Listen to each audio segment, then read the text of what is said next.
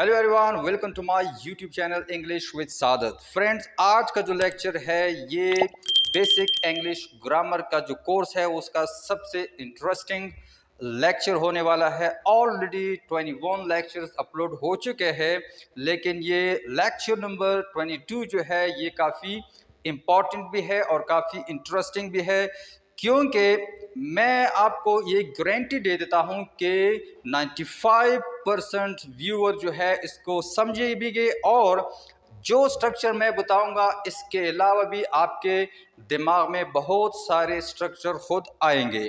तो पहले ये कुछ वर्ड देख ले। ये डेली रूटीन में भी आप इस्तेमाल कर सकते हैं, आपकी बुक्स में भी इस तरह के स्ट्रक्चर होंगे। For you, for them, for us, for her, for him. इसकी उर्दू या हिंदी मानी क्या है? फॉर यू का मतलब होगा आपके लिए, फॉर देम के लिए वर्ड होगा उनके लिए, फॉर अस का मतलब है हमारे लिए,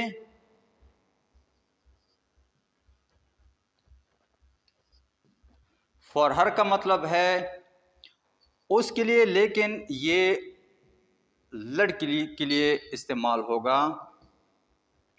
फॉर हेम का मतलब है ये भी उसके लिए है, लेकिन ये मर्द या लड़के के लिए होगा। अच्छा, ये तो आपको क्लियर होगा। अब इसकी सेंटेंस में हम इसका इस्तेमाल किस तरह कर सकते हैं? जिस तरह हम कहते हैं कि ये मैंने आपके लिए किया, तो किस तरह हम कहेंगे? आई डिड इट, मैंने ये किया। फॉर यू आपके लिए, फॉर देम उनके लिए, फॉर अस हमारे लिए, फॉर हर उसके लिए, फॉर हेम ये भी उसके लिए लेकिन लड़के के लिए। अच्छा, आई डिड इट फॉर यू, ये मैंने आपके लिए किया। आई डिड इट फॉर देम, ये मैंने उनके लिए किया। आई डिड फॉर अस, मैंने ये हमारे लिए किया। आई डिड इट फॉर हर, ये मैंने उसके लिए किया। कोई लड़की हो सकती है जो भी आपका उससे रिलेशन है। आई डिड इट फॉर, सॉरी यहाँ हेम है, कोई लड़का है जो भी आपका उससे रिलेशन है, आपका भाई है, स्टूडेंट है, फ्रेंड है, etcetera. I did it for him, ये मैंने उनके लिए किया। अच्छा, ये तो आपने लगा दिया पास्ट सिंपल सेंटेंस या पास्ट इंडेफिनिट सेंटेंस। अगर आप इससे एक और स्ट्रक्चर यहां लगा दे कि आई एम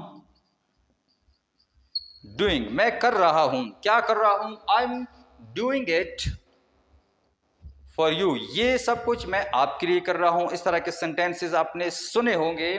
तो I am doing it for you आपके लिए, फॉर देम उनके लिए, फॉर अस हमारे लिए, फॉर हर उसके लिए अगर कोई लड़की है, फॉर हेम उसके लिए अगर कोई लड़का है। तो ये इससे क्या होगा? दो स्ट्रक्चर आपके हो गए। इससे आप बेशुमार स्ट्रक्चर बना सकते हैं। मुख्तलिफ तरीक़ेकार आप अप्लाई करेंगे अपने मुताबिक।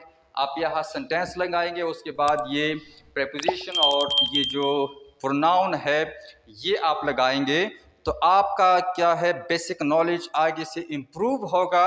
और डेली रूटीन में आपको ये जो स्ट्रक्चर है, जो हम बातें करते हैं, वो भी आपको आइडियाज़ आने लगेंगे। ये तो मैंने यहाँ एक दो सेंटेंसेस की स्ट्रक्चर बना दी। इससे आगे आपको खुद बनाने होते हैं, आपको प्रैक्टिस होना होगा, क्योंकि ये मैंने एक आइडिया दिया, इससे आपके काफ़ी जहन में आइडिया आ सकते हैं। फॉर इंस्टेंस, अगर मैं ये कहूँ कि आई डिड इट फॉर, यह तो हमने लगाएगा फॉर यू आपके लिए। अगर हम ये कहेंगे I did it for you की जगह हम योर लगा दे, I did it for your son, ये मैंने आपके बेटे के लिए किया, या फ्रेंड्स आपके दोस्तों के लिए किया, और मदर, डॉटर, एटसेट्रा जो भी आप लगाए तो आई did it for your sun, I did it for your friends, I did it for your mother. इसी तरह आप यहाँ और भी लगा सकते हैं, ये योर या माई एटसेट्रा, ये आप जब लगाएंगे। लेकिन इसके लिए अगर आपको ये प्रोनाउन जो है, इसलिए मैंने ये यहाँ नहीं बताया क्योंकि ये बेसिक इंग्लिश है, तो स्टूडेंट थोड़े कंफ्यूज हो जाते हैं। तो ऑलरेडी मैंने ये वीडियो लेक्चर अपलोड की है, मैं डिस्क्रिप्शन में उसका लिंक दे दूंगा कि केसेस ऑफ प्रोनाउन कितने हैं और उसकी उर्दू हिंदी मीनिंग्स क्या है, किस तरह हम इस्तेमाल कर सकते हैं। बहुत डिटेल्ड वीडियो है। और इंग्लिश ग्रामर में ये प्रोनाउन जो है, इसके स्पेशली केसेस जो है, ये काफ़ी इम्पॉर्टेंट है। ये आपके डेली ग्रामर जो है उसमें भी नेसेसरी है, और आपकी डेली कन्वर्सेशन या स्पीकिंग जो है रूटीन में, उसके लिए भी ये काफ़ी इम्पॉर्टेंट है। तो अगर आपको इसमें मसला है वो देख लेना, आपको वो उससे आइडिया आ जाएगा। लेकिन एक चीज़ मैं आपको ज़रूर बताना चाहूँगा कि आपने इस तरह नहीं होता कि आपने एक दो वीडियो लेक्चर देख लिया और आपको इंग्लिश ग्रामर आ गई। ये लाइफ लॉन्ग प्रोसेस है। इसके लिए आपको टाइम देना होगा, नोट्स बनाने होंगे, वीडियोस देखने होंगे, तभी आपका क्या है, अगर रूटीन से आप एक महीना ये रूटीन बना ले कि जितनी ये वीडियो लेक्चर मैंने अपलोड की है, अगर मेरे आपको समझ नहीं आते तो किसी और के देख ले, तो एक महीना आपने इसको देना है। और मैं गारंटी दे देता हूं कि आपकी ये बेसिक नॉलेज जो है, आप खुद फिर ये रिकग्नाइज करेंगे कि आपकी इंग्लिश में कितनी इम्प्रूवमेंट आ गई है। तो होप दैट कि ये स्ट्रक्चर और ये जो टॉपिक था ये आपको समझ आ गया होगा। अगर आपको कोई मसला है तो कमेंट बॉक्स में ज़रूर बता देना। इसके मुताबिक और भी स्ट्रक्चर आपको नहीं आते तो मैं वो भी आपको बनाकर दे दूँगा।